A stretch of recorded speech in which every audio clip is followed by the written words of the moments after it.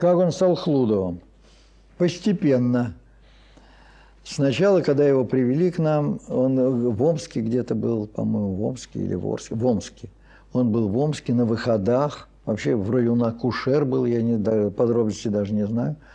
Вот, его привели показать сначала фотографию. И на нас смотрело такое странное лицо с огромным лбом и такими громадными глазами. Вот мы с Аллом, когда разбрасывали фотографии, смотрели, вот этот человек из нашей картины. Мы начали, значит, выяснять, кто, что у наших помощников, ассистента режиссера Терпсихоровой, которая, в свою очередь, Коренева принесла эту фотографию. Значит, она говорит, вот он практически еще ничего не играл, а такую роль, это одна из сложнейших ролей вообще.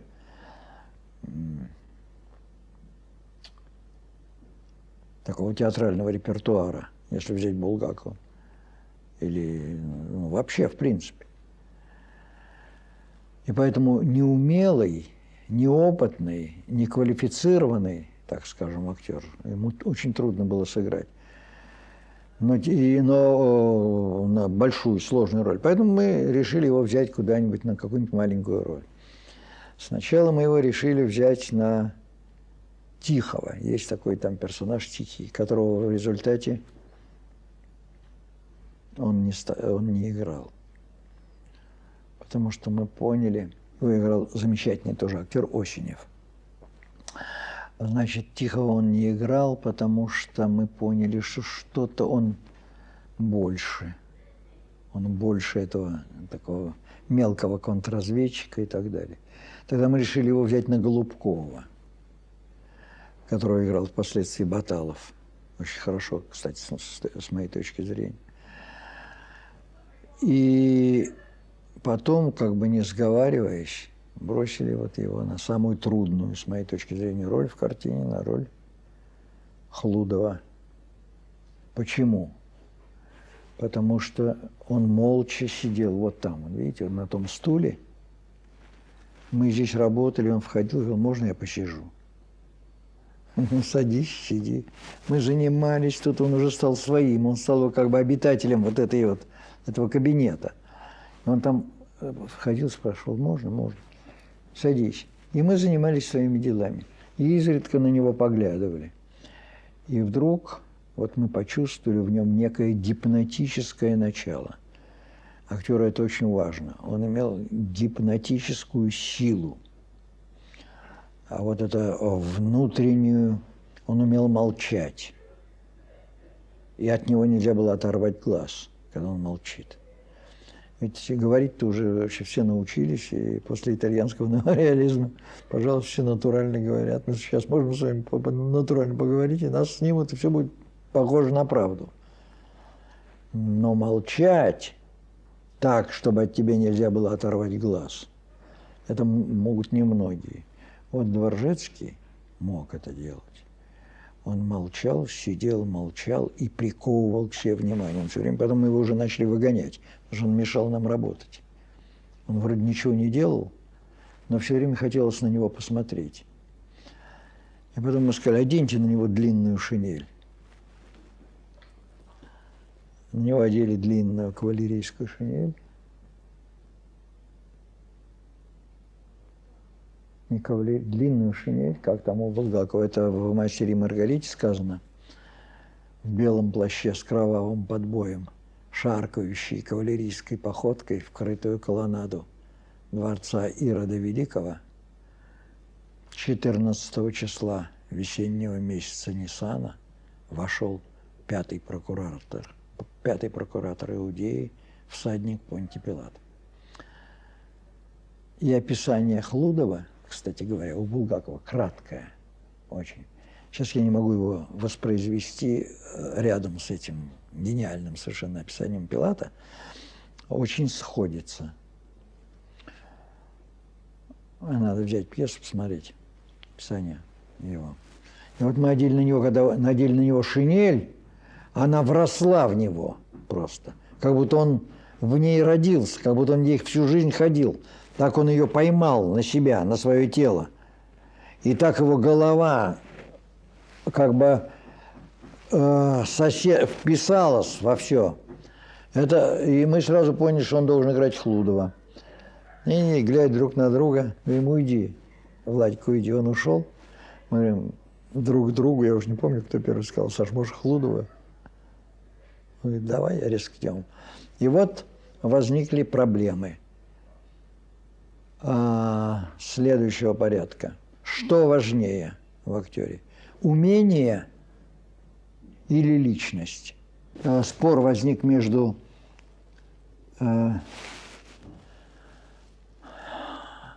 навыком, опытом,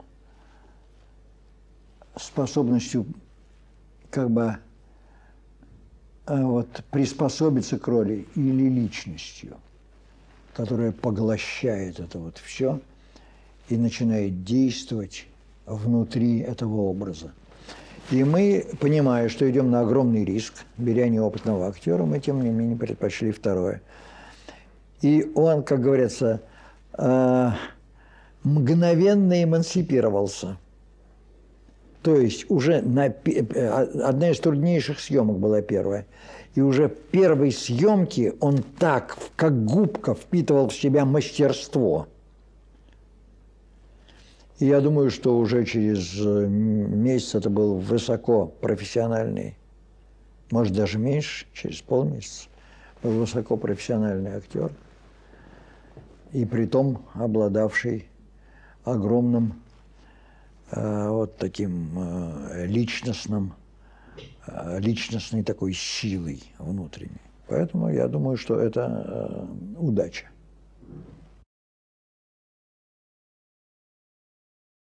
Трудности были, естественно, потому что нас упрекали. Картина, во-первых, была снята. Вот в конце, я вам могу рассказать анекдотический случай. В конце концов, мы ее выиграли в домино, выход картины, в «Козла». Да, вот, чтобы повеселее было, а не просто хмуро жаловаться на то, что, значит, вот, цензура зажимала, цензура... Да, зажимала, это все знают, но можно еще раз повторить это. Ну, да. Значит, дело в том, что, по пути были огромные препятствия. Все считали, что мы снимаем белогвардейский... Да, просто было так и сказано. Наш министр Романов сказал, что же вы сняли? Вы сняли белогвардейский роман. А тогда это сейчас, это как бы можно воспринимать как похвалу. Но тогда это, значит... не воспринималось начальством никак. Так вот, значит, картина опять должна была выходить в результате в кинотеатре «Россия», вот, который теперь называется «Пушкинский». И была развешена реклама огромная, все было уже после долгих мучений, после долгих споров с руководством Госкино и с начальством вообще. Вдруг неожиданно, а мы в это время были в Чехословакии с делегацией, вдруг в это время я узнаю, что все афиши сняты, и картина снята с экрана, и премьера, на которую мы, собственно, и летели с Ульяновым, что мы были там, что в Чехословакии, что премьера отменяется. А самолет, в котором мы летели, был странный. Он такой был полуправительственный самолет. Значит, задняя его часть, задний отсек сидели мы там, еще какие-то начальники более мелкого ранга, а впереди был салон. И вот в этом салоне сидели два очень больших персонажа, очень крупных, которые носили на демонстрации плакаты с их изображением. Вот, они тоже летели. Значит, мы сидим, летим где-то в середине полета, вдруг оттуда выходит молодой человек, говорит, вас приглашают зайти туда, если хотите. Значит, не если хотите, а приглашают вас зайти туда, вот, в салон. Мы зашли в салон, сидят два портрета, на которых носят на демонстрации. Значит, и говорят, ребят, давай сыграем в домино. В «Козла» забьем.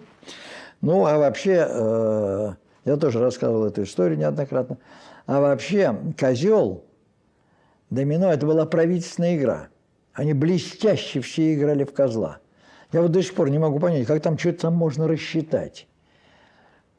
Как это оно рассчитывается? Черт его душу знает. А Ульянов вообще знает, что шестерка к шестерке должна быть, а двойка к двойке, и все.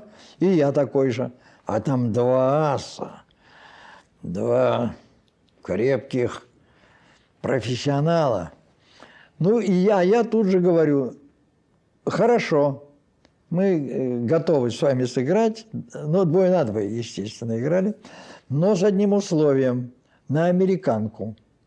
Что такое американка? Ну, что такое? На исполнение желания.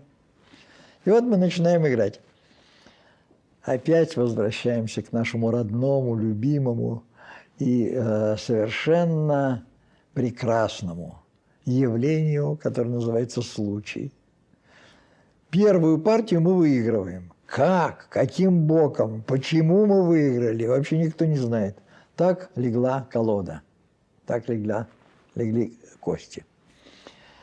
Вторую партию мы выигрываем. Те с вытраченными глазами, мы с Ульяновым тоже смотрим друг на друга, не понимая, что происходит. И вот, наконец, третью партию они выигрывают. Мы начинаем, они уже пришли в себя, мы начинаем садиться и не успеваем закончить. Самолет садится. Ну, до свидания, спасибо за хорошо проведенное время, беседу, мы там беседовали еще. До свидания. Я говорю, как до свидания? Секунду.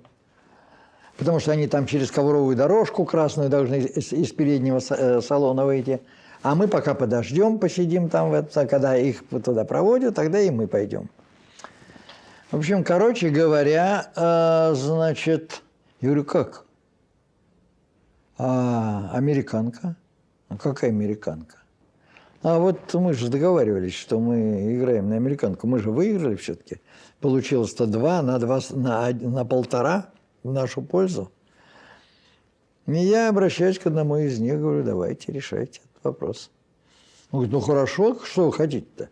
Я говорю, это я вам скажу в Москве. Дайте мне телефон, по которому бы меня соединили. Вот телефон моего помощника.